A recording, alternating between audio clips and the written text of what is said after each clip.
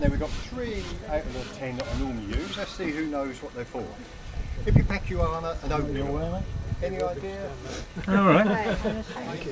Painkiller, anaesthetic? No. It's used to bung you up if you've got dysentery. This one's easy, quinine. Yep, that's for fevers. And he's given me here laudanum. Opium and laudanum. Painkiller, that's it. Now we do have anaesthetic, but it's in short supply because of the blockade. So we save the anaesthetic for the really, really bad cases, and anyone else gets some laudanum just to deaden the pain off. Another one of my favourite drugs is spiritus frumenti. He's just going to pour me a drop of that. Lovely. Right. Have a little sniff of that and tell me what you think that is. Any idea? No? Any idea? No? Your parents are glad you said that. It's a very strong whiskey. It's a bit like Jack Daniels today.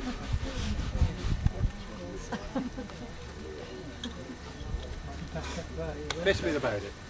Right, let's move on to amputations. Remember we're 1861. Going back, say, 100 years. Now I need a volunteer. Can you be a volunteer? Come forward, young sir. Come through. Pull your sleeve up. Stand around so everyone can see. Right.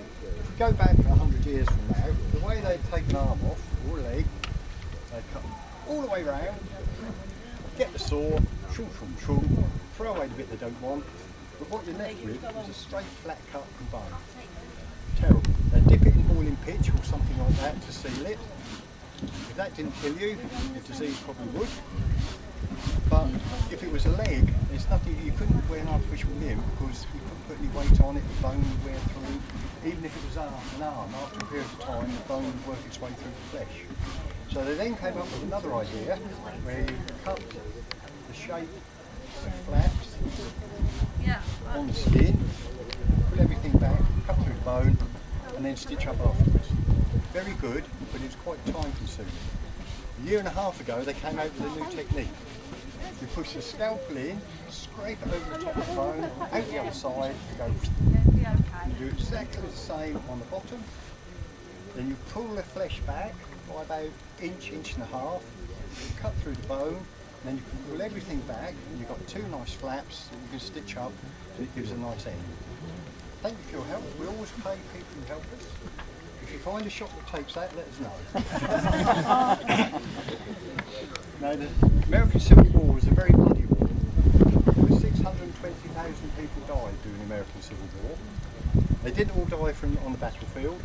Most of it was from ordinary illnesses that today wouldn't be anything. Measles, chicken pox, things like that would kill you. Dysentery, those sort of things. But 620,000 Americans. More Americans died during the American Civil War than in any armed conflict that America's been involved in before or since. And one of the main reasons of the big deaths on the battlefield was when it started off, they were using smoothbore weapons 30-40 yards. So they'd march up together, 30-40 yards away, bang, bang, bang. Terribly inaccurate, people get killed, people get wounded, not back and fast amount. Then they started using rifles with a thing called a mini ball.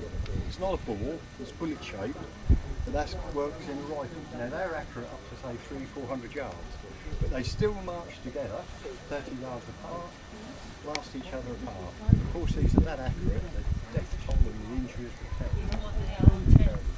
The Civil War started out with using Napoleonic tactics, and it finished up with trench warfare, which has continued like this present day. I keep doing things in different order because the rain off where I am. We're practically there. It's getting a bit warm now. Shortly we'll see some wounded, I would believe, and then you'll see how we actually deal with them. Here comes the wounded.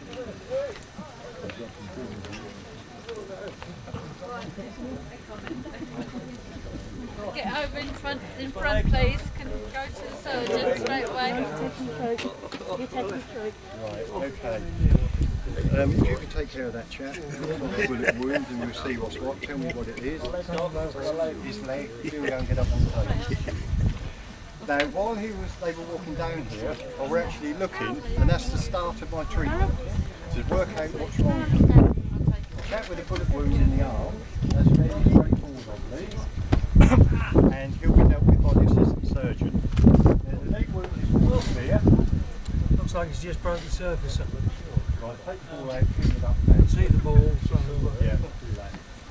Okay. The leg wound, I can see, is more serious. Now, the good point is the bone isn't broken because he's walking. You'll be alright, soldier. If the bone had been broken, that would have been an automatic amputation.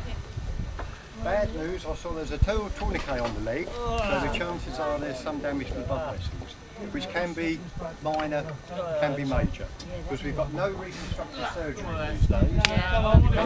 Stitch the bone in vessel, nowhere at all. I'm now going to go and have a look. Give me some ether. Okay. Alright, soldier. We're just going to put you out. While he's going under, Sort out what's wrong. if there's a bullet hole, we use, or we're supposed to use, a thing called a probe, which is a rod with a porcelain tip. 3 drops. You push it in the bullet hole, Right, you're going to be feel out. around, if you feel something, tap against it, pull it out. If there's grey on the porcelain, you've hit the bullet. If there isn't grey on the porcelain, ignore him, you've hit bone. It sounds good, but it's absolute rubbish. We use our fingers. Now the thing is, we know nothing about antiseptic techniques. So when I stick my finger in the hole, I'm taking in all the dirt, the bugs and everything else. But we knew no better. Let's see what we've got. He's out.